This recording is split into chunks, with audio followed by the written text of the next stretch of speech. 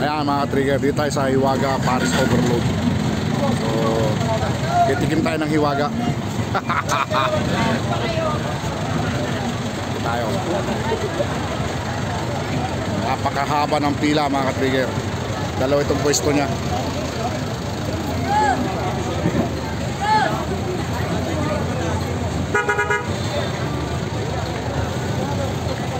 Daming tao mga trigger. Hirap sumingit.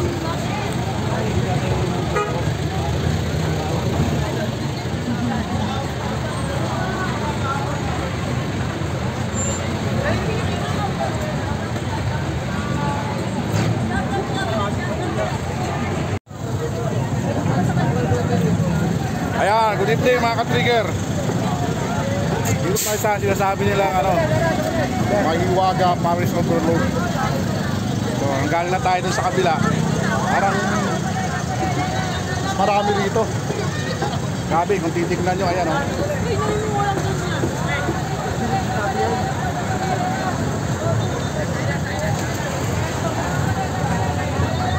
Ito mga ka-trigger, tinikman natin yung Paris ni Hiwaga, pero hindi natin sila namimit.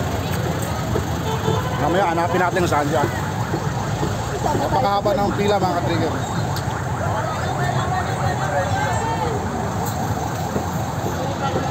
Ayan, may tumaway, mga ano rin yan.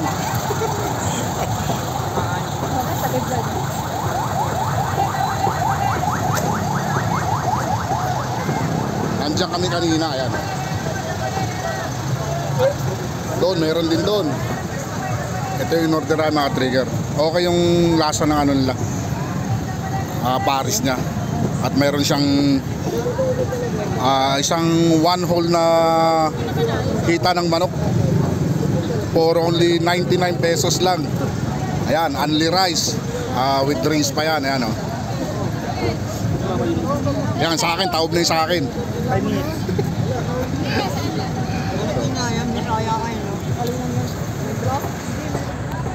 Mga ka-trigger, baka bumalik tayo nito bukas.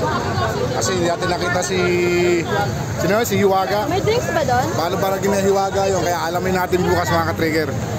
Sino ba si Hiwaga? Dito lang ito mga ka-trigger sa may Litex. Terminal ng Litex.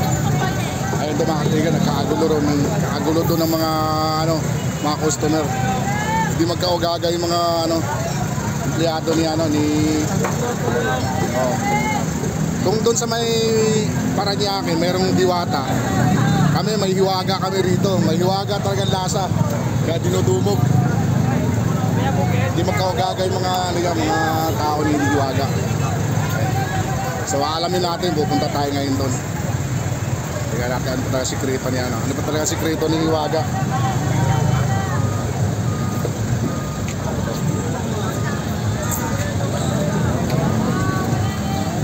Ay mga trigger, lapit tayo sa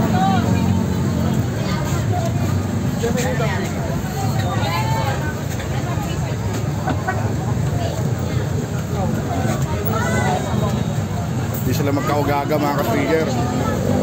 Dami ng tao dito.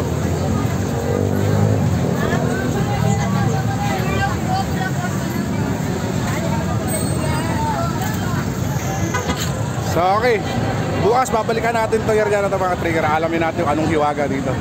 So sign up muna tayo for now.